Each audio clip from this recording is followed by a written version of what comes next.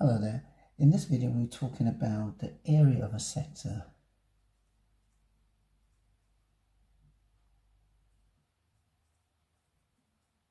And this sector contains an angle theta radians at the center.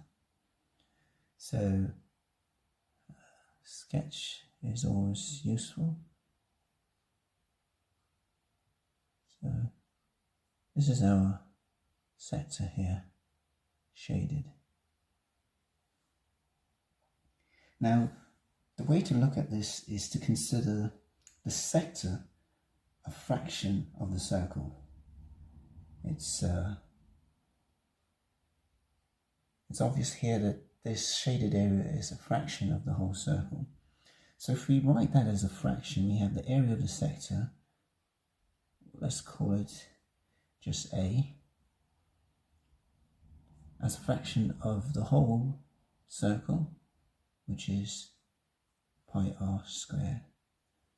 So area of the sector over as a fraction of the area of the whole circle.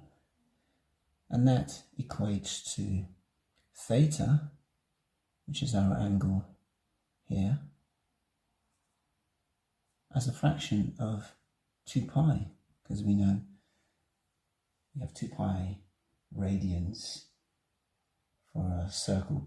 Now theta is also in radians. And now if we want to find the area of the sector, we transpose this. The area of the sector is now equal to a half r squared theta. And if we just label this a bit more, we have r, the 2 radii, and this is our half r squared theta. And we have the arc here, let's say that's at x, and this is at y here. This is the arc. Now, for